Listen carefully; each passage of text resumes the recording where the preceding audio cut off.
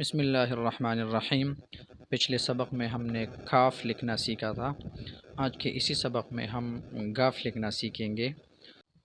تو گاف ہم کاف کے بالکل سینٹر میں لکھیں گے۔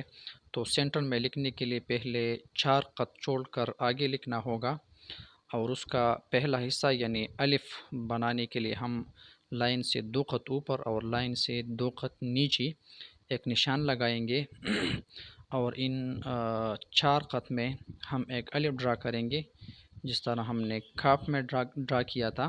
چونکہ کاف میں ہم نے 3 خط کا الف ڈرا کیا تھا، اور گاف میں ہم 4 خط الف ڈرا کریں گے اسی طرح۔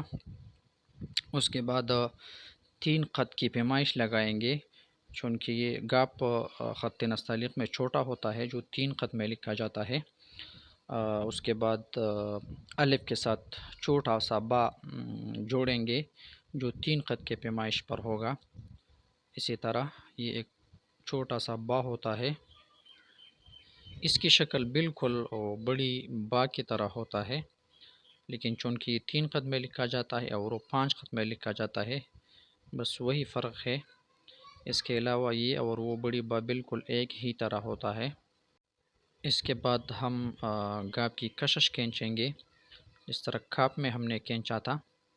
تو پہلے 3.5 خط اور اس کے بعد 3 خط کی پیمائش لگائیں گے، اور اس کے بعد ہم اس کا کشش کھینچیں گے جس طرح ہم نے کاف میں کھینچا تھا، اور اس کو گاف کے ساتھ ملائیں گے، قلم کی نوک کے ساتھ اس کو جوڑیں۔